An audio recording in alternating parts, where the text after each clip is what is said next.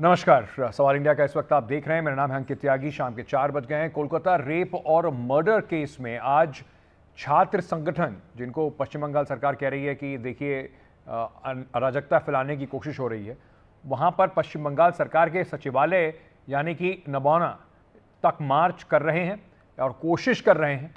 इस अभियान को नबाना अभियान का नाम दिया गया है। छात्रों के इस विरोध प्रदर्शन के दौरान हिंसा की आशंका को देखते हुए जबरदस्त सुरक्षा के बंदोबस्त किए गए।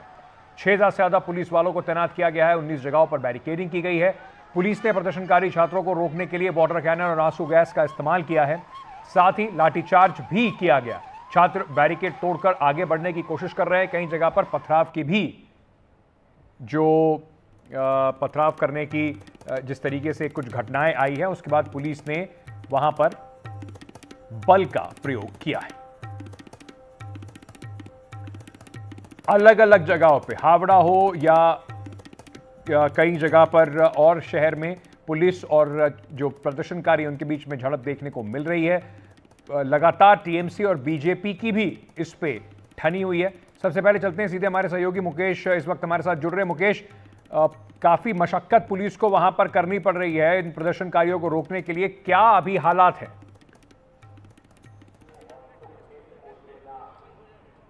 देखिए, आज सुबह से बड़ी संख्या में छात्र संगठन है, उसके अलावा आम लोग जो है वो कोलकाता की सड़कों पर निकले हैं।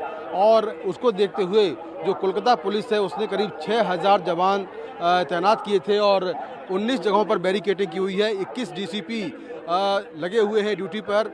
और जिस तरह से तमाम जो लोग थे वो सभी लोग नौबन्ना यानी कि सचिवालय, जहां पर मुख्यमंत्री ममता बनर्जी का दफ्तर है, वहां पर जाने की कोशिश कर रहे थे, लेकिन पुलिस ने बीच में ही बैरिकेडिंग करके लोगों को रोका है। बहुत सारी जगहों पर पुलिस और जो छात्र संगठन के लोग हैं या आम लोग हैं उनके बीच में टकराव हुआ है। कई पुलिसकर्मी घायल हुए हैं, कई आम लोग भी घायल हुए हैं। कई जगहों पर लाठीचार्ज हुआ है, टीयर गैस छोड़ी गई है, वाटर कैनन का इस्तेमाल हुआ है। तो लोग बैरिकेड क्रॉस करके सचिवालय की तरफ बढ़ना चाह रहे थे, लेकिन पुलिस ने फिलहाल रोक दिया है।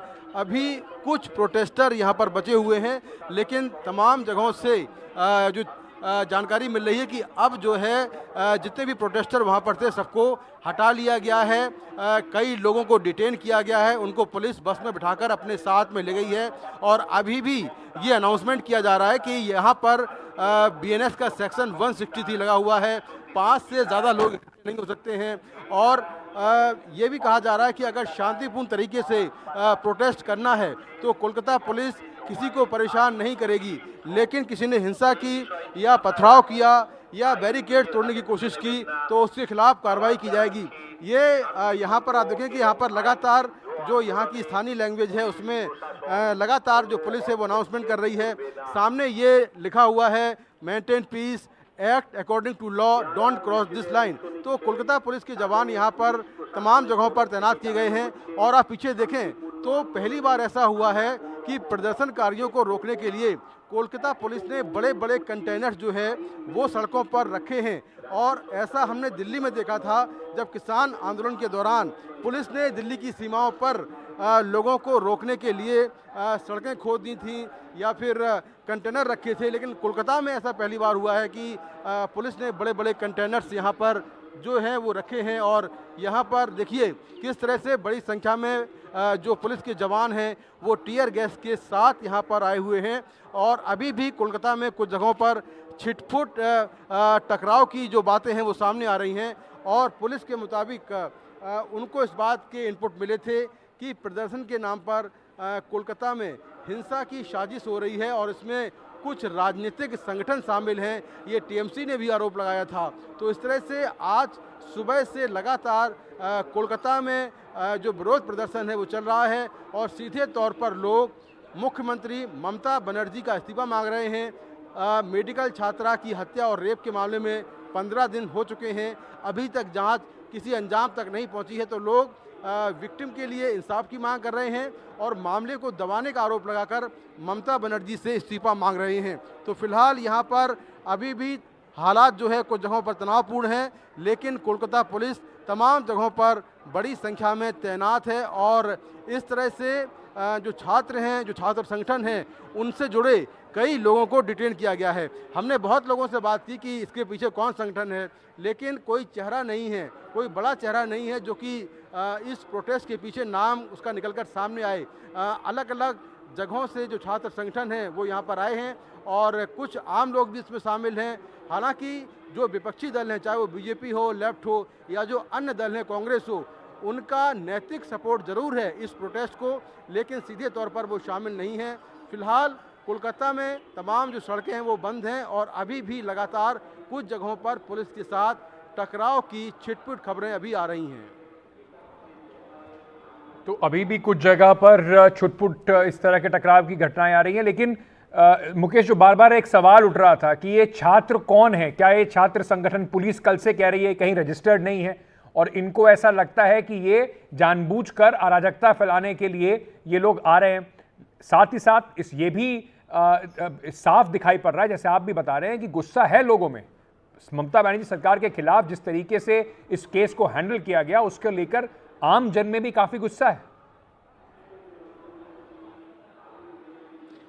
देखिए, मैंने कई लोगों से बात की। अभी कुछ देर पहले मैंने कुछ बुजुर्ग महिलाओं से बात की थी जो कि कोलकाता में अलग अलग इलाकों से आई हैं और उनका कहना ये है कि वो किसी भी संगठन से नहीं जुड़ी हैं और ना ही उनके जो बच्चे हैं वो इस प्रोटेस्ट में आए हैं, लेकिन वो खुद यहाँ पर हिस्सा लेने के लिए आई हैं और उनका सीधा कहना है कि ममता बनर्जी झूठी हैं और वो इस्तीफा दें। ये हमने कई महिलाओं से बात की, उनका ये कहना है।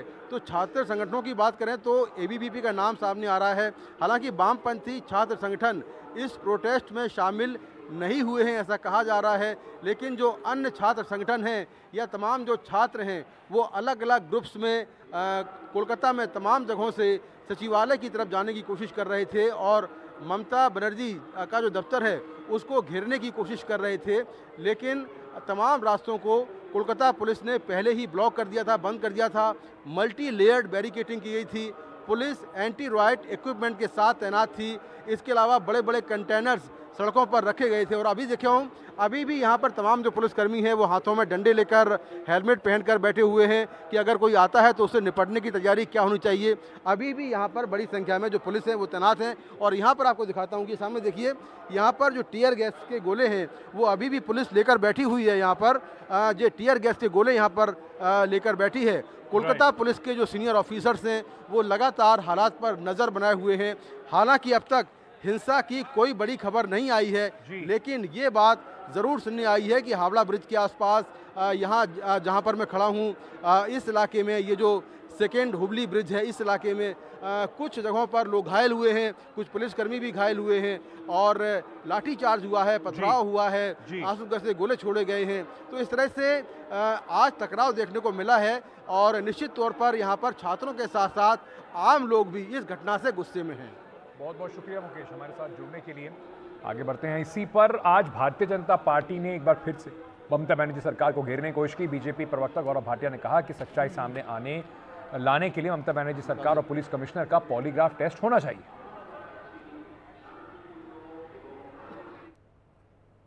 युवा साथी सारे छात्र प्रदर्शन कर रहे थे,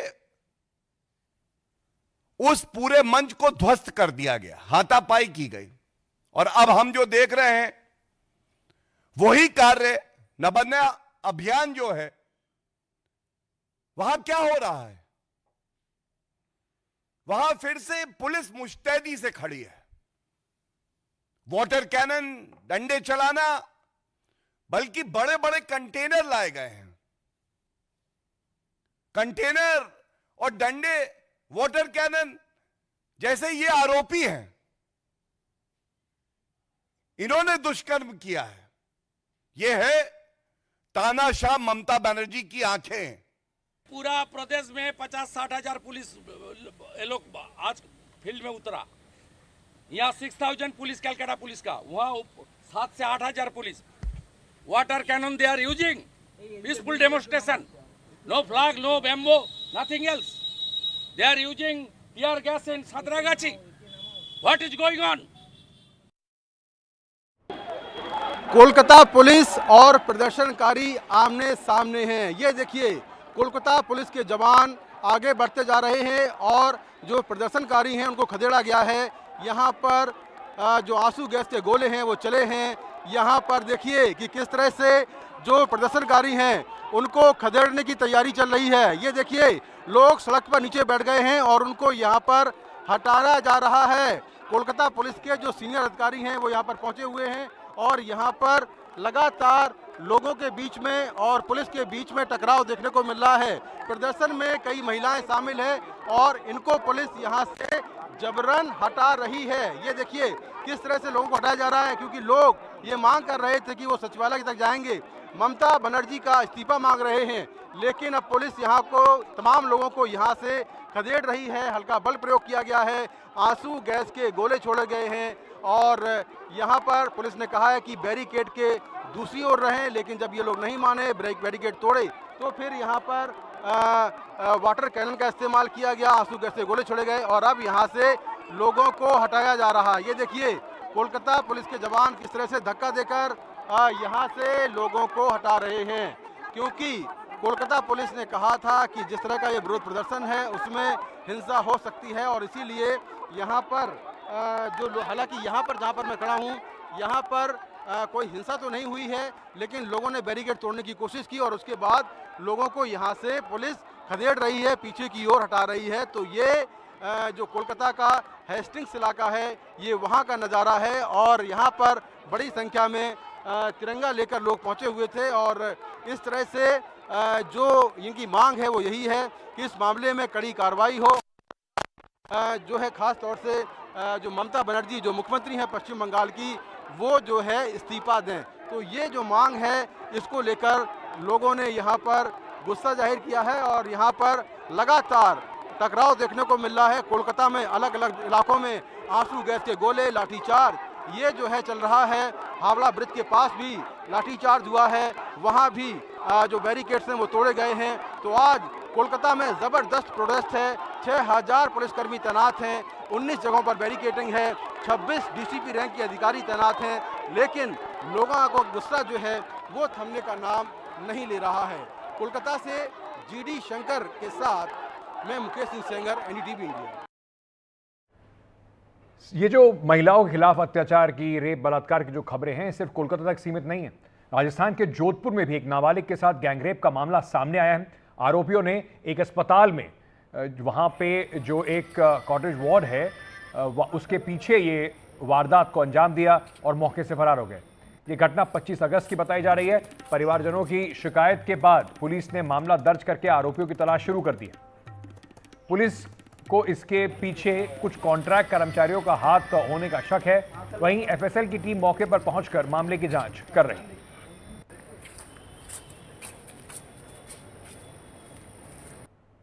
जोधपुर लगातार शर्मसार हो रहा है। जिस तरह की घटनाएं बढ़ रही है उसको लेकर कह सकते हैं कि जोधपुर के अंदर जो वारदातें हो रही है उसको पुलिस के ऊपर बड़े सवालिया निशान लग रहे हैं। बात करें जोधपुर के अस्पताल की, जहां पर आप देखिए नाबालिग बच्ची के साथ पिछले 10 दिन की अगर बात की जाए तो 3 बच्चों के साथ इस तरह का दुष्कर्म के मामले सामने आए।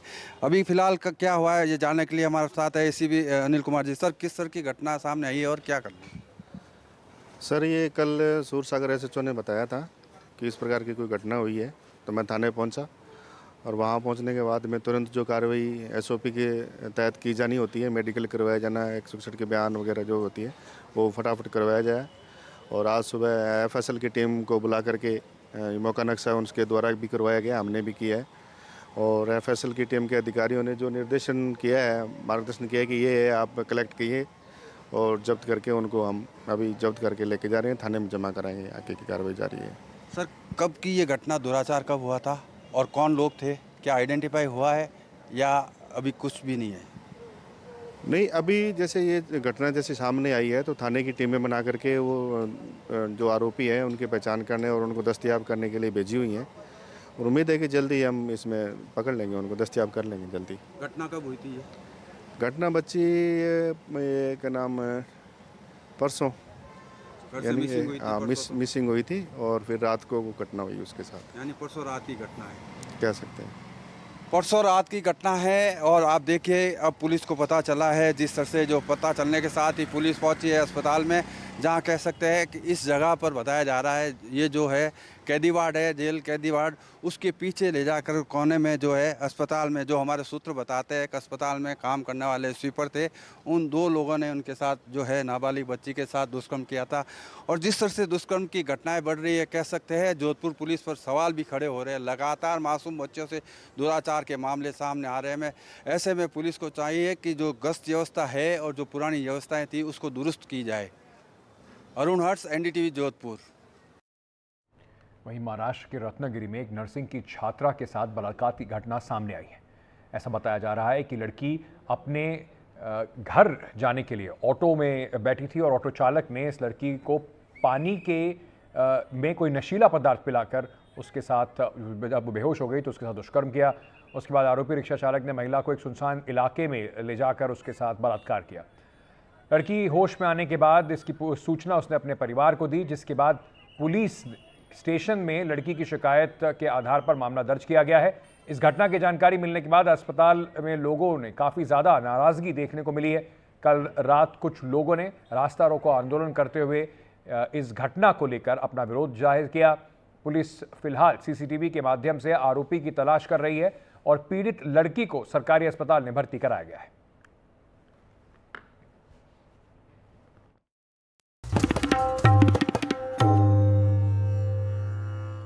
चलिए अब राजनीति की कुछ बात कर लेते हैं। 4 राज्य हैं जिनमें चुनाव होने वाला है। 2 का अधिसूचना जो है इलेक्शन कमीशन ने जारी कर दी है। हरियाणा को लेकर, क्योंकि अब चुनाव 1 अक्टूबर को है, राजनीति वहां पर जबरदस्त उफान पर है। हरियाणा की राजनीति में इस बार दलित वोटों पर सबकी नजर लगी हुई है। जेजेपी और चंद्रशेखर की आजाद समाज पार्टी के बीच समझौता हो गया है। इससे पहले वहां पर बीएसपी जो है वो भी इनेलो के साथ चुनाव लड़ रही है। 70 सीटों पर जेजेपी चुनाव लड़ेगी। 20 सीटों पर आजाद समाज पार्टी ने अपना उम्मीदवार उतारा। आजाद समाज पार्टी के प्रमुख चंद्रशेखर ने कहा कि दुष्यंत चौटाला ये परिवार हमेशा किसानों के साथ रहा है। इन्होंने कहा कि पुरानी गलतियों को दोहराने के पक्ष में नहीं है, अभी तो दोस्ती हुई है, इस नई ताकत से नए हरियाणा का निर्माण करेंगे। वहीं दुष्यंत चौटाला ने इस पूरे गठबंधन पे कहा कि लोकसभा चुनाव में मुद्दे अलग थे, विधानसभा के मुद्दे अलग होंगे। चंद्रशेखर के साथ आने से हमें मजबूती मिली।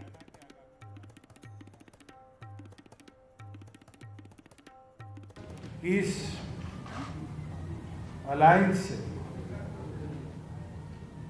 हम प्रदेश को और आगे बेहतर तरीके से कैसे लेकर जाए, इसकी मजबूत नींव हम रखने का काम करें। ये दोनों संगठनों ने ये निर्णय लिया है कि पूरे प्रदेश में मिलकर मजबूती से कैसे किसान कमेरे की लड़ाई हम मजबूती से लड़ें, इस लक्ष्य को आगे लेकर जाएंगे। हमारा मुख्य उद्देश्य कैसे किसान को ताकत दे, उसकी एमएसपी को सुरक्षित रखें। ये जो घोषणा भाई दुष्यंत जी ने की है, ये घोषणा तो आज की है, लेकिन इस पे पहल लंबे समय से चल रही थी। मेरा ये भी मानना है कि किसान कमेरों को अपनी लड़ाई अभी तक अपने आप ही लड़नी पड़ी है, दूसरे लोगों ने सिर्फ उनका यूज किया। वो वादे तो हमसे बहुत करते हैं, लेकिन बाद में उन वादों में सच्चाई कुछ नहीं होती। मेरा ये भरोसा है, जब मेरी इनसे बात हुई तो मैंने महसूस किया कि इनके दिल में इच्छा है कि हरियाणा को आगे बढ़ना चाहिए, और मेरे दिल में इच्छा है कि हरियाणा को आगे भी बढ़ना चाहिए। अब 1 और 1 11 हो गए हैं। ये शक्ति मिलके जो है एक नया निर्माण करेगी। मैंने इनसे ये भी अपील की थी कि जो भी हमारे जैसे साथी हों, जो चाहते हों कि किसान कमेरे, नौजवान, महिलाओं के सशक्तिकरण की आवाज़ आगे बढ़े, उनको भी अपने आप साथ में आप जोड़ लो। तो एक तरफ दुष्यंत चौटाला और आजाद मिलकर जाट प्लस दलित का कॉम्बिनेशन बैठाने में लगे हुए हैं। वहीं हरियाणा में इंडियन लोकदल जो इनेलो है और बीएसपी के बीच भी चुनावी समझौता हो चुका है। हालांकि अभी तक कौन सी पार्टी कितनी सीटों पर लड़ेगी यह तय नहीं हुआ है। इंडियन नेशनल लोकदल के प्रमुख अभय चौटाला ने कहा कि 4-5 सितंबर तक सीटों पर का जो बंटवारा है उस पर फैसला हो जाएगा। वहीं उन्होंने ये भी कहा कि दोनों पार्टियां मजदूरों और किसानों की हितैषी हैं और अब देश को एक नया संदेश देना चाहते हैं। तो जो समीकरण हरियाणा में बन रहे हैं उस पर पैनी नजर रखी हुई है हमारे मैनेजिंग एडिटर मधुरेंद्र भारती ने। बाबा, बड़ा सीधा सीधा कॉम्बिनेशन दोनों का बनता नजर आ रहा है कि जाट हमारे साथ आ जाएं, दलित हमारे साथ आ जाएं। दुष्यंत चौटाला जिनको किसानों के साथ, अब वो हितैषी बन गए किसानों के, लेकिन जब तक वो सरकार में रहे और किसानों का पूरा प्रदर्शन रहा, वो तब तक सरकार में बीजेपी के साथ मजबूती से खड़े रहे। तो क्या कहीं ना कहीं ये कोशिश की जा रही है कि जो पिछले कुछ दिनों में और लोकसभा चुनाव में खासतौर से देखा गया कि जाट और दलित कांग्रेस को वोट कर रहा है, उसको अच्छा खासा वोट मिला, उसकी कहीं काट बनकर ये दोनों पार्टी, दोनों कॉम्बिनेशन खड़े हो रहे हैं? देखिए, कांग्रेस और बीजेपी की राजनीति एकदम साफ साफ है हरियाणा में। कांग्रेस जो है जाट की राजनीति करती है। पिछले 2 बार के चुनाव में, विधानसभा कहें या लोकसभा चुनाव कहें, दलित उनसे भाग गया था। इस बार लोकसभा चुनाव में दलित उनके साथ मजबूती से आया। स्टेट कुमारी शैलजा भी जीती हैं, 5 सीट भी कांग्रेस ने जीती है, उससे उनको एक मजबूती मिली है। बीजेपी है नॉन जाट और जो है वो 36 बिरादरी की राजनीति करती है। इसलिए आपने देखा खट्टर साहब पे थोड़ा उनका करिश्मा कम हो गया, तो चूंकि पंजाबी थे, एक जो है सैनी साहब को लेके आए। सैनी साहब को लाने का 2% सैनी होते हैं वहाँ से। इसका दूसरा आफ्टर इफेक्ट है कि दूसरे जो है नॉन जाट ओबीसी हैं, उनमें थोड़ी सी जो है इस बात को लेकर के एक काम उन्होंने इतना जरूर किया कि दुष्यंत को अलग कर दिया। अब बोला तुम अलग जाके लड़ो। तो एक रणनीति ये भी मानी जा रही है कि क्या वो दुष्यंत जाट वोट में सेंध लगा पाएंगे। इनेलो भी जाट, इनेलो भी है। उन सबका एक समय वोट बैंक था 20%, 16% घटते अभी बहुत कम हो गया। मायावती ने इनेलो से किया है। अब मायावती का 2.5 से 3, पौने 4% वोट है। हाँ। पिछली बार आपको याद होगा कुलदीप बिश्नोई के साथ किया था। हाँ। लेकिन अब लगता है कि इस लोकसभा चुनाव के बाद अब ये इलेक्शन करीब साफ डिसाइडेड है। यदि कांग्रेस के साथ जाट और दलित ने साथ वोट किया तो मुझे नहीं लगता कि बाकी जो कॉम्बिनेशन बन रहे हैं उसको देखना होगा, कितना मेहनत करेंगे, क्या करेंगे, लेकिन उससे बहुत ज़्यादा रिजल्ट पे असर नहीं पड़ेगा। लेकिन एक बात तो जरूर है कि वो जो 20% दलित वोट है उसमें सेंध लगाने के लिए चंद्रशेखर और दुष्यंत साथ आए हैं, और मायावती और इनेलो। आपको लगता है कि जो कम से कम जो लोकसभा चुनाव में देखा गया कि एक बाइपोलर कॉन्टेस्ट है बीजेपी और कांग्रेस के बीच में, क्या आपको लगता है कि विधानसभा चुनाव में स्थिति थोड़ी बदल रही है, बाइपोलर नहीं है? अगर ये मान लिया जाए कि इस कॉम्बिनेशन को जेजेपी और आजाद समाज पार्टी, साथ ही साथ इनेलो और बीएसपी, और दूसरी तरफ आम आदमी पार्टी भी वहां पे ताल ठोक रही है, तो आपको लगता है कि कई जगह पर ये मल्टी कॉर्नर कॉन्टेस्ट हो सकता है? मल्टी कॉर्नर कॉन्टेस्ट बनाने की कोशिश की जा रही है। हाँ। आप इस बात को समझिए। हाँ। बाइपोलर कॉन्टेस्ट हुआ तो ये इलेक्शन गौन है, इसमें कोई ज्यादा माथापच्ची की जरूरत नहीं है। इसको इसलिए बाइपोलर, ट्राइपोलर, 4 गुना इसलिए बनाया जा रहा है कि यदि वोट बढ़ते हैं। हाँ। तो जिसका यदि दलित और जाट कॉम्बिनेशन में आप दलित वोट 20% में से लगाते हैं तो निश्चित रूप से यदि आपको उसका फायदा, कांग्रेस को नुकसान हो सकता है, और जितना वोट बटेगा उसमें बीजेपी को फायदा हो सकता है। बाबा हमारे साथ बने रहिए, हरियाणा पे थोड़ी और चर्चा करते हैं। बहुत इंटरेस्टिंग चुनाव रहने वाला है। 10 साल से वहां पर बीजेपी की सरकार है। हरियाणा में 1 अक्टूबर को वोट पड़ेंगे, लेकिन उस वोटिंग से पहले कांग्रेस के अंदर जीत के बाद कौन बनेगा मुख्यमंत्री, इस पर भी एक बड़ा सवाल बना हुआ है। जहां पर भूपेंद्र सिंह हुड्डा का जो खेमा है वो मजबूत दिखाई पड़ रहा है। लोकसभा में भी उनकी दावेदारी, उनके ज्यादा कैंडिडेट दिखाई पड़े चुनाव लड़ते हुए। वहीं सांसद कुमारी शैलजा भी कांग्रेस में जीतने की स्थिति पे खुद को मुख्यमंत्री पद की दावेदार मान रही हैं।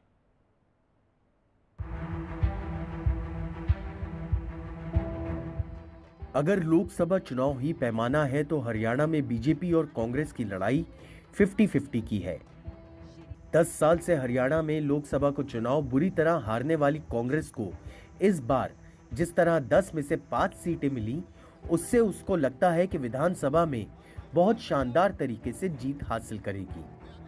लोकसभा का चुनाव आया, लोकसभा के चुनाव में जो लोगों ने संकेत दिए हैं साफ तौर पे कि 36 बिरादरी मन बना चुकी है कि आने वाली सरकार कांग्रेस पार्टी की होगी। 2019 में हमारी एक भी सीट नहीं थी, अब के 5 सीट हुई, और वोट शेयर जो है इंडिया अलायंस का वोट शेयर हरियाणा का हाईएस्ट है, 47.62, 47.62। हमारे के बाद तमिलनाडु का है, उसके बाद कर्नाटक का है, और 10 पार्लियामेंट्री कॉन्स्टिट्यूएंसी हैं हमारी। 10 की 10 में बीजेपी का वोट शेयर कम हुआ है, कांग्रेस का वोट शेयर बढ़ा है। कांग्रेस में एक तरफ उत्साह है तो दूसरी तरफ पार्टी के अंदर रस्साकशी भी है। हरियाणा कांग्रेस में 2 खेमे दिखते हैं। एक तरफ पूर्व मुख्यमंत्री भूपेंद्र सिंह हुड्डा और प्रदेश अध्यक्ष उदय भान हैं, तो दूसरी तरफ सांसद शैलजा कुमारी और रणदीप सिंह सुरजेवाला हैं। वहीं कांग्रेस के प्रभारी दीपक बावरिया के बारे में कहा जाता है कि उनका रुझान हुड्डा की तरफ हो सकता है। पार्टी की अंदरूनी घमासान के बीच ही शैलजा कुमारी भी मुख्यमंत्री पद के लिए अपने दावेदारी दिखा रही हैं। सारा मामला वोटों के गणित का है। हरियाणा में ओबीसी वोट 30% है, जबकि दलित वोट 21% है और जाट वोट 22%। कांग्रेस को लगता है कि जाटों पर उसके प्रभाव और प्रदेश अध्यक्ष के रूप में उदय भान जैसे दलित नेता के होने से उसका पलड़ा भारी है। लेकिन उस घमासान का क्या होगा जिसमें कांग्रेसी एक दूसरे से दांव लड़ा रहे हैं? ऐसा माना जा रहा है कि कांग्रेस का केंद्रीय आलाकमान 90 सीटों में से 15 से 20 सीटों को शैलजा खेमे को लड़ने के लिए दे सकती है। अगर ऐसा हुआ भी तो पलड़ा हुड्डा का ही भारी रहेगा। दूसरी तरफ बीजेपी के अंदर जाट बनाम ओबीसी की लड़ाई दिखती है। बीजेपी ने हरियाणा में ओबीसी नेता नायाब सिंह सैनी को मुख्यमंत्री बनाकर जहां ओबीसी वोट को साधने का प्रयास किया, वहीं बीजेपी के ओपी धनखड़ और कैप्टन अभिमन्यु जैसे जाट नेता खुद को उपेक्षित महसूस कर रहे हैं। चंडीगढ़ के गुरप्रीत सिंह चीना के साथ दिल्ली से राजीव रंजन की रिपोर्ट, एनडीटीवी इंडिया। तो ये इतना सारा वहाँ पर जो खिचड़ी पकी हुई है बाबा, एक लड़ाई तो है ऑपोजिशन से, बीजेपी से, इनेलो से और जेजेपी से। दूसरी लड़ाई जो कांग्रेस के भीतर की है, मुख्यमंत्री, और ये कांग्रेस में हर जगह होता है कि सरकार चुनाव लड़ने से पहले बन जाती है, मुख्यमंत्री तय हो जाता है और हर खेमा अपना मुख्यमंत्री बनाने को तय रहता है। तो क्या आपको लगता है ये बीजेपी से बड़ी चुनौती है कांग्रेस के लिए? ये मुझे लगता है भूपेंद्र सिंह हुड्डा के लिए बहुत बड़ी चुनौती है। हर बार होता है, पिछले चुनाव में भी होता है कि हर बार होता है कि, और हर स्टेट में होता है कि 2-3 जो है नेता होते हैं। यहाँ भी रणदीप भी हैं, यहाँ पर कुमारी शैलजा भी हैं और यहाँ पर जो है भूपेंद्र सिंह हुड्डा हैं। अब एक तरह से भूपेंद्र सिंह हुड्डा ने धीरे धीरे अपना बैटन जो है दीपेंद्र को देने की कोशिश की है। उनकी जिस ढंग से सक्रियता बढ़ाई गई है, जिस ढंग से वो रैली कर रहे हैं, जिस ढंग से लोगों से मिल रहे हैं। लेकिन मैं आज के दिन भी आपको बोल रहा हूं कि आप जो है कुमारी शैलजा को आप जो है इग्नोर नहीं कर सकते हरियाणा के चुनाव में। उनका उसका कारण एक तो दलित चेहरा है, महिला है, और खास तौर से कांग्रेस लीडरशिप के साथ भी उनकी, सोनिया गांधी के साथ उनकी बहुत करीबी है। तो अगर दीपेंद्र हुड्डा और भूपेंद्र हुड्डा की भी करीबी है तो उनकी भी ऐसा नहीं है कि वो वहां मार खाती हैं। और दूसरा, पिछले चुनाव में भी देखा गया कि भूपेंद्र हुड्डा थोड़ा आर्म ट्विस्टिंग में आ गए थे। उन्होंने कहा कि या तो मेरी तरह से चलेगी भाई, मेरे हिसाब से टिकट मिलेंगे। तो क्या आपको लगता है ये सारे फैक्टर, अभी रेस खुली हुई है कांग्रेस के अंदर? एकदम। जब मैंने कांग्रेस के कुछ नेताओं से बातचीत किया तो उन्होंने बोला नहीं, बहुत हेल्दी कंपटीशन है, बहुत हेल्दी कंपटीशन है, होना भी चाहिए। लेकिन दोनों नेता जो है दो उस वर्ग को बिलोंग करते हैं जिसका दोनों को आपको वोट चाहिए। ये बहुत जो है सीरियस नोट पे जो कांग्रेस के नेताओं का कहना है कि हमें दोनों को खुश रखना है, दोनों में से हम किसी को नाराज नहीं कर सकते। 20% दलित है, जिसका निश्चित रूप से आपने उदय भान को बना रखा है प्रदेश अध्यक्ष, लेकिन शैलजा भी उसका बहुत बड़ा प्रतिनिधित्व करती हैं। इस बार लोकसभा जीत करके आई हैं। फिर ये सवाल उठता है, लोकसभा जीत के आई हैं तो फिर आप क्या उनको विधानसभा लड़ाओगे क्या? फिर आप क्या उनको चीफ मिनिस्टर बनाओगे? ये सब डिपेंड करेगा। आपको अंदर की बात बता देता हूँ, कांग्रेस कितनी सीटें जीतती है। यदि कांग्रेस ने 50-55 से ऊपर सीट या उसके आसपास सीट जीतती हैं तो मुख्यमंत्री का रेस खुला हुआ है। बदले हुए जो हरियाणा के समीकरण है, एक बात तय है कि जाट और दलित में मतलब सीएम डिप्टी सीएम बनना है। अब कौन सा कॉम्बिनेशन सीएम पे आता है और कौन डिप्टी सीएम पे आता है, ये आगे देखने की बात होगी। बाबा बहुत बहुत शुक्रिया हमारे साथ जुड़ने के लिए। हरियाणा पे इतनी ये चर्चा है और ये चर्चा जारी रहेगी क्योंकि चुनाव है और इंटरेस्टिंग चुनाव है। 10 साल से बीजेपी, क्योंकि वो भी माना जा रहा था कि बीजेपी ने वहां पे भी रिवायत बदली, वरना 5 साल का खेल हरियाणा में भी काफी होता था। बीजेपी हरियाणा से लेकर आपको अब जम्मू कश्मीर ले चलता हूं, जहां पर भारतीय जनता पार्टी की तीसरी लिस्ट आई है। वैसे तो कायदे से चौथी मानी है क्योंकि एक लिस्ट आई थी, उसको वापस ले लिया, फिर 2 लिस्ट और जारी करी और अब तीसरी लिस्ट बीजेपी ने आज जारी कर दी है। इस सूची में दूसरे और तीसरे चरण के जो उम्मीदवार हैं उनके नाम हैं। इस सूची में 29 उम्मीदवारों के नाम घोषित किए गए हैं। 19 उम्मीदवार दूसरे चरण के, 10 उम्मीदवार तीसरे चरण के। इसके पहले दौर के 15 उम्मीदवारों का नाम बीजेपी ने घोषित कर दिया था, जबकि दूसरी सूची में बस एक नाम बीजेपी की सूची में आया था। कुल मिलाकर बीजेपी ने 35 उम्मीदवारों के नाम घोषित कर दिए हैं। पहली बार जो सूची आई थी उसमें बस एक नाम बदलाव किया गया है। वहां पे श्री माता वैष्णो देवी सीट से रोहित दुबे की जगह पर बलदेव राज शर्मा को टिकट दिया गया। लेकिन अभी तक बीजेपी के बड़े नेता रविंद्र रैना, कविंद्र गुप्ता, निर्मल सिंह आदि अभी इस सूची में उनका नाम नहीं आया। इसको लेकर आपको बता दें कि कल वहां पर पार्टी के जो हेडक्वार्टर है वहां पर काफी हंगामा भी देखने को मिला था।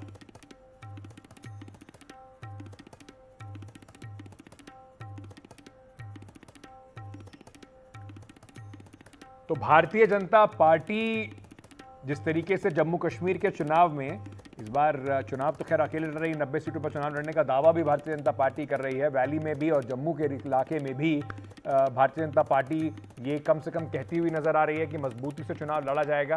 45 उम्मीदवारों के नाम अब तक घोषित कर दिए गए हैं, लेकिन कितनी मुश्किलें हैं बीजेपी के लिए ये इसी बात से साफ हो जाता है कि 44 लोगों की जो पहली सूची आई उसको डिलीट करा गया, फिर एक और सूची लाई गई जिसमें 15 उम्मीदवारों के नाम थे, एक और सूची आई जिसमें एक उम्मीदवार का नाम था, और अब तीसरी सूची आई है जिसमें भारतीय जनता पार्टी ने दूसरे और तीसरे चरण के जो उम्मीदवार हैं उनके नाम जो हैं 29 उम्मीदवारों के नाम घोषित किए हैं। 19 उम्मीदवार जो हैं वो दूसरे चरण के लिए और 10 उम्मीदवार तीसरे चरण के लिए घोषित किए गए। अखिलेश शर्मा हमारे वरिष्ठ सहयोगी इस वक्त हमारे साथ जुड़ रहे हैं। अखिलेश जी, फूक फूक के कदम रखने वाली बात भारतीय जनता पार्टी के लिए जम्मू कश्मीर में भी 44 की सूची आई, उसको वापस लेना पड़ गया और अब कुल मिला के 45 लोगों के नाम घोषित कर दिए गए हैं। एक उम्मीदवार का नाम बदला गया है, लेकिन सवाल यही है कि प्रदेश अध्यक्ष और जो बाकी बड़े नेता हैं, उप मुख्यमंत्री रहे हों, पुराने प्रदेश अध्यक्ष रहे हों, उनके नाम अभी तक सूची में मिसिंग है। बिल्कुल, अभी ये बड़ी खबर यही है जम्मू कश्मीर को लेकर कि बीजेपी की रणनीति क्या है ये स्पष्ट नहीं हो पा रही, क्योंकि कल जो सूची जारी की गई थी 44 उम्मीदवारों की, जिसे वापस लिया गया था, उसके बाद दोबारा पहले चरण के 15 और बाद में फिर एक दूसरी सूची जारी की गई थी एक उम्मीदवार की, कुल मिलाकर 16 उम्मीदवार घोषित किए गए। आज बीजेपी ने जो सूची जारी की है इसमें कुल मिलाकर के 29 उम्मीदवार हैं, जिसमें कि दूसरे और तीसरे चरण के हैं, लेकिन जिनका जिक्र आप कर रहे हैं अंकित, जो बड़े चेहरे हैं बीजेपी जम्मू के, वो चाहे कविंद्र गुप्ता हो, चाहे निर्मल सिंह हो, या जो रैना साहब हैं जो कि रविंद्र रैना बीजेपी के प्रदेश अध्यक्ष हैं, या सत शर्मा जो कि पूर्व बीजेपी अध्यक्ष हैं, चारों बड़े नेताओं के नाम इस सूची में भी नहीं हैं। कल जब सूची वापस ली गई थी तब ये कहा गया कि चूंकि जम्मू में बीजेपी ऑफिस में विरोध प्रदर्शन हो रहा है, क्या इसी कारण से बीजेपी को अपने कदम पीछे खींचने पड़े थे। लेकिन आज जो सूची जारी की गई इसमें बीजेपी ने एक नाम को छोड़ करके किसी नाम में परिवर्तन नहीं किया है। कल जो सूची आई थी करीब करीब वही सूची आज भी दिखाई दे रही है। इसमें केवल श्री माता वैष्णो देवी जो सीट थी वहाँ से कल की सूची में रोहित दुबे का नाम था, उनकी जगह आज बलदेव राज शर्मा का नाम दिया गया है। तो केवल एक नाम का बदलाव किया गया है, बाकी सारे नाम वही के वही हैं। तो ऐसे में माना जा रहा है कि बीजेपी की ने अपनी शादी पत्ते खोले नहीं हैं, बीजेपी आखिरी मौके पर अपने कुछ सरप्राइज देना चाहती है, और शायद यही कारण है कि इसमें कई बड़े नेताओं के नाम नहीं है। लेकिन ये भी हकीकत है अंकित कि कई बड़े नेताओं की तो छोड़ दीजिए, लेकिन कई मौजूदा विधायकों के नाम भी बीजेपी हो सकता है कि काटे, क्योंकि पार्टी को लगता है कि 10 साल पहले जो परिस्थिति थी वो आज पूरी तरह से बदल गई है और जम्मू कश्मीर के नए हालात हैं, नई परिस्थितियां हैं। अनुच्छेद 370 हटने के बाद पहली बार राज्य में विधानसभा का चुनाव हो रहा है, तो ऐसे में नए चेहरों के साथ पार्टी ने अब दांव लगाया है। लेकिन जो नाराज़गी है वो भी बनी हुई है, क्योंकि पीडीपी, कांग्रेस, नेशनल कॉन्फ्रेंस से जो नेता आए उन्हें बीजेपी ने टिकट दे दिया है, लेकिन जो बरसों से काम कर रहे थे यहाँ पर कार्यकर्ता संगठन के लिए जो काम कर रहे थे उनको नज़रअंदाज किया गया है। और इसी बात को लेकर के गुस्सा भी था जो कल जम्मू कश्मीर में बीजेपी के भीतर विरोध प्रदर्शन में देखने को मिला भी। लेकिन अब चूंकि आज पहले चरण के नामांकन की तारीख निकल गई है, तो ऐसे में मान के चलिए कि बीजेपी ने करीब 8 सीटों पर अपने उम्मीदवार खड़े नहीं किए, खासतौर से दक्षिण कश्मीर की सीटों पर। तो ये वहाँ पर बीजेपी निश्चित तौर पर जो ताकतवर निर्दलीय उम्मीदवार हैं उनका समर्थन करेगी।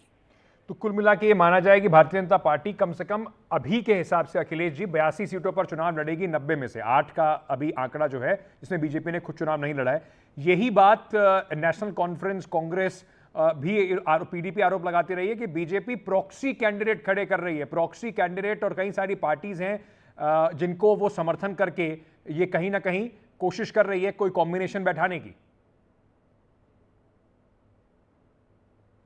जी हाँ, बीजेपी की रणनीति यही है, क्योंकि देखिए कश्मीर घाटी में पार्टी का उस तरह का जनाधार या जन समर्थन नहीं है जैसा कि जम्मू में है। बीजेपी पारंपरिक रूप से हिंदू बहुल जम्मू में मजबूत रही है, और अगर आप पिछले लोकसभा चुनाव का भी नतीजा देखें तो बीजेपी ने 2 सीटें जो जीती हैं वो जम्मू इलाके से ही आती हैं। अगर इनको विधानसभा में कन्वर्ट किया जाए तो करीब 24 सीटों पर बीजेपी को बढ़त मिली है। इस बार परिसीमन के बाद चुनाव हो रहा है, यहाँ पर जम्मू की सीटें बढ़कर 43 हो गई हैं, और बीजेपी को लगता है कि अधिकतम सीटें अगर राज्य में जीती जा सकती हैं तो जम्मू से ही जीती जा सकती हैं। जहाँ तक कश्मीर की बात है, यह बात ज़रूर है कि बीजेपी का जो झंडा है वो स्थानीय निकाय चुनाव में लहराया था, वहाँ पर बीजेपी के उम्मीदवार भी थे। इस बार खासतौर से जो दक्षिण कश्मीर है, जो कि जहाँ पर कि आतंकवाद का काफ़ी प्रभाव देखने में आया था, वहाँ पर बीजेपी ने कुछ उम्मीदवार ज़रूर उतारे हैं, लेकिन अधिकांश सीटों पर बीजेपी वहाँ पर निर्दलीय उम्मीदवारों को समर्थन देगी, छोटी पार्टियों के साथ समर्थन कर सकती है उनका। लेकिन गठबंधन बीजेपी ने स्पष्ट किया कि वो किसी बड़ी पार्टी के साथ गठबंधन नहीं करेगी। साथ ही ये भी कहा गया कि जहाँ तक उम्मीदवारों की संख्या का प्रश्न है, 60 से 70 उम्मीदवार बीजेपी के खड़े हो सकते हैं। अभी तक 45 उम्मीदवारों के नामों का ऐलान किया गया, तो इस लिहाज से करीब 15 से 20 उम्मीदवार अभी और घोषित होने बाकी हैं। अखिलेश जी, बहुत बहुत शुक्रिया हमारे साथ जुड़ने के लिए। कुल मिलाकर भारतीय जनता पार्टी के लिए जम्मू कश्मीर में एक जो बैलेंस बनाने की जो एक बहुत बड़ी चुनौती है वो देखने को मिल रही है।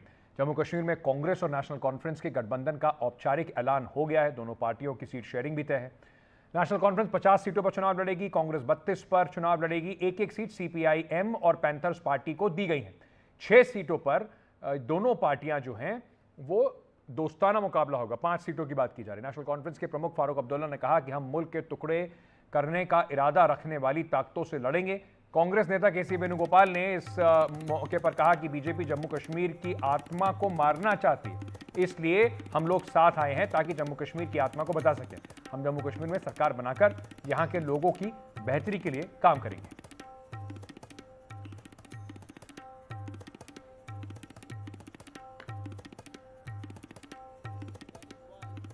No issue. None whatsoever. Let me be categorical. At no point in time did the Congress party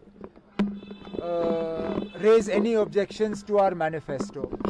In the initial stages of the discussion at their local level, they had asked whether we would consider some sort of common minimum program. And we told them very clearly that common minimum program is always arrived at after you receive a verdict from the people, after you win an election. And therefore, obviously, we are fighting this election to win. If National Conference and Congress receives the support of the people, then we will form a common minimum program for governance for the next 5 years. But we did not discuss our manifesto with Congress, and nor have we asked Congress what they are going to include in their manifesto. The general idea is to protect the soul of the Kashmir. Because on one side BJP is trying to destroy the soul of Jammu and Kashmir. Our India Alliance main objective is to save the soul of the Kashmir, save Jammu and Kashmir. So that is why Congress and National Conference coming together to make a government in Jammu Kashmir which is totally friendly with Jammu Kashmir people, totally save the people of Jammu and Kashmir. That's why we done discussion in a cordial relations, and we entered into a formula which our leaders will be shared. We will fight together, we will win Jammu and Kashmir, we will form the government in Jammu and Kashmir. Congress ने जम्मू कश्मीर के लिए उम्मीदवारों की पहली सूची भी जारी कर दी है। कांग्रेस 32 सीटों पर चुनाव लड़ रही है। पहली सूची में 9 उम्मीदवारों के नामों की घोषणा हुई है। साथ ही नेशनल कॉन्फ्रेंस ने भी 18 उम्मीदवारों के नामों का ऐलान किया है। खास बात यह है कि उमर अब्दुल्ला भी गांदरबल से चुनावी मैदान में हैं। पहले उन्होंने चुनाव न लड़ने का ऐलान भी किया था। चलिए सीधे आपको श्रीनगर लिए चलते हैं। श्रीनगर से इस वक्त हमारे साथ जुड़ रही है हमारी सहयोगी नीता शर्मा। नीता, डल लेक के खूबसूरत नज़ारे आपके पीछे हम देख पा रहे हैं, पर गर्मी जो है, चुनावी गर्मी जम्मू कश्मीर में अब जैसे जैसे फर्स्ट फेज आ रहा है उसकी बढ़ती जा रही है। उमर अब्दुल्ला खुद मैदान में उतर गए हैं। कांग्रेस और NC के लिए सबसे बड़ी चुनौती जम्मू रीजन में होने वाली है। वहाँ पे लड़ाई होने वाली है, क्योंकि वहाँ पे भारतीय जनता पार्टी का जो बेस है वो ज़्यादा जो है वो सक्रिय है। साथ में आरएसएस उन्हें बैक सपोर्ट ज़रूर देता है। लेकिन जिस तरह के हमने कल दृश्य देखे थे अंकित के जम्मू में, जो जम्मू की जो बीजेपी की दफ्तर थे वहाँ पे नारे लगाए जा रहे थे, क्योंकि जिस तरह से टिकट डिस्ट्रीब्यूशन हुआ था उसे लेकर नारे लगाए जा रहे थे। तो उससे थोड़ा जो है एक सवाल उठाया जा रहा है कि किसकी ज़मीन पक्की है वहाँ पे, चाहे वो नेशनल कॉन्फ्रेंस है, कांग्रेस है या भारतीय जनता पार्टी है। फिलहाल मैं श्रीनगर में हूँ, यहाँ पे भी शतरंज की जो बिसात है वो बिछ चुकी है। जैसे कि आप बोल रहे थे, नेशनल कॉन्फ्रेंस और कांग्रेस ने अपनी अपनी सीट शेयरिंग कर दी है। पांच सीट्स में वो फ्रेंडली फाइट भी कर रही है।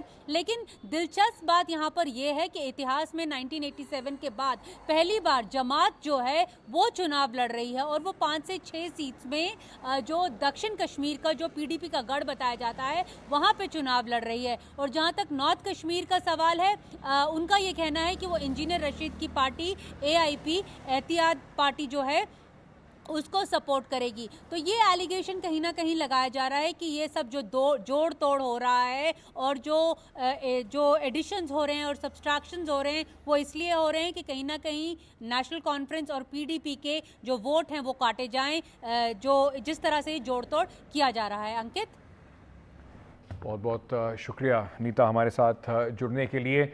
आगे बढ़ते हैं और राजनीति से जुड़ी हुई एक बड़ी खबर, बाबूलाल मरांडी को रांची से दिल्ली बुलाया गया है। भारतीय जनता पार्टी ने उन्हें दिल्ली बुलाया है।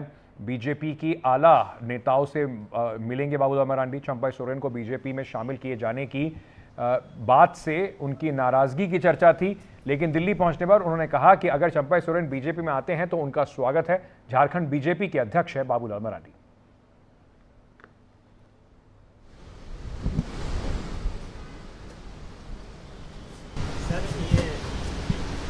सोरेन जी बीजेपी ज्वाइन करने वाले तो ज्वाइन करेंगे तो स्वागत होगा, उसमें क्या करना है। क्या कहेंगे सर? नहीं, उसमें कहना क्या है भाई। वहीं झारखंड के पूर्व मुख्यमंत्री और JMM के नेता चंपा सोरेन अब बीजेपी का दामन, लग रहा है कि उनके दोबारा दरवाजे खोल दिए गए हैं। वो 30 अगस्त को बीजेपी में शामिल होंगे।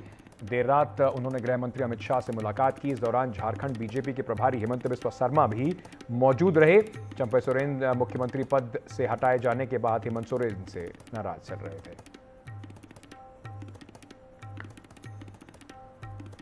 पहले तो सोचा था हम नाच ले लेंगे, बाद में जनता कार्यकर्ता उसका हौसला उसका मांग, तब हम बोला सक्रिय रूप से राजनीतिक में ही रहूंगा। पहले तो हम सोचा था संगठन बनाएंगे नया, समय का कमी और झारखंड प्रदेश का कुछ अलग ही परिस्थिति है। हम बड़ा मंथन करने के बाद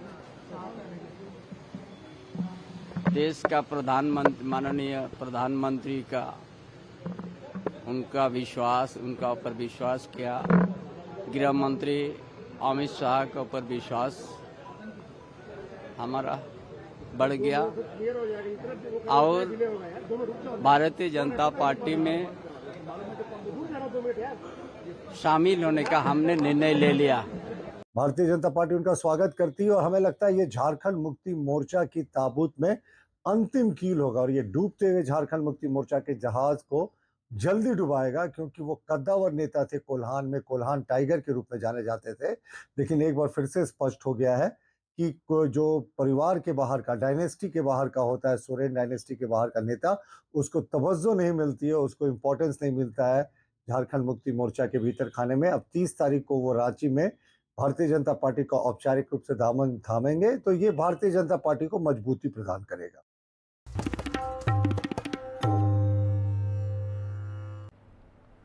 मुंबई समेत देश भर के कई हिस्सों में आज दही हांडी उत्सव धूमधाम से मनाया जा रहा है। इसको लेकर लोगों में ज़बरदस्त उत्साह है। इस उत्सव के दौरान दही से भरी हांडी को रस्सी की मदद से ऊंचाई पर टांगा जाता है और फिर गोविंदाओं की टोली इसे बीच से फोड़ने की जो होड़ है उनमें वो दिखाई पड़ती है।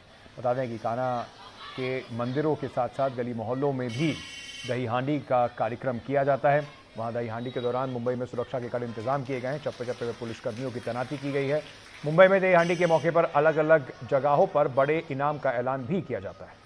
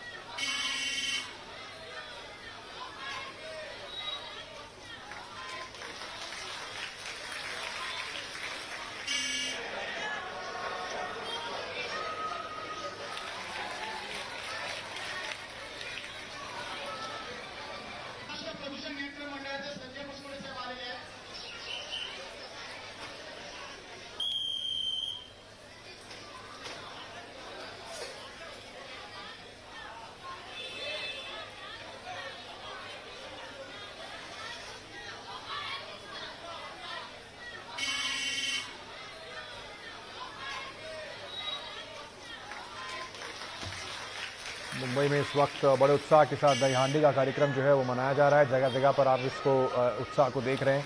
कई जगहों पर राजनीतिक दल भी इस तरीके के कार्यक्रमों का आयोजन करते हैं और इस वक्त मुंबई में इसको लेकर ज़बरदस्त उत्साह है।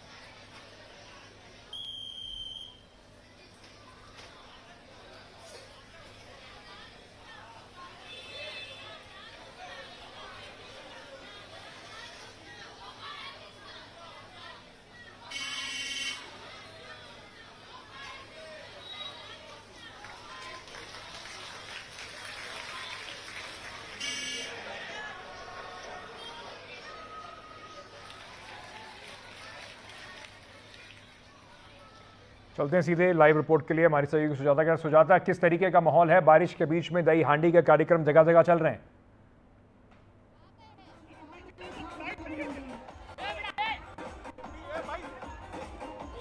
देखिए, आपको बता दें कि यहाँ पर मुंबई के घाटकोपर में राम कदम की जो हर साल की तरह पिछले 15 सालों से जो दही हांडी का कार्यक्रम मनाया जाता है वो इस साल भी जोरों शोरों में घाटकोपर में मनाया जा रहा है।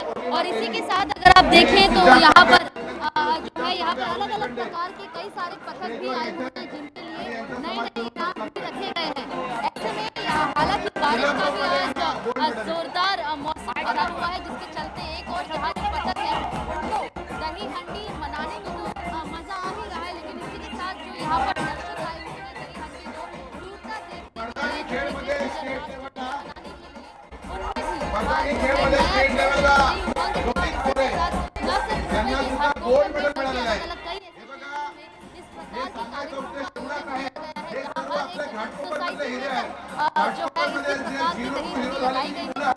कई सारे अलग अलग स्तर लगाए जाते हैं।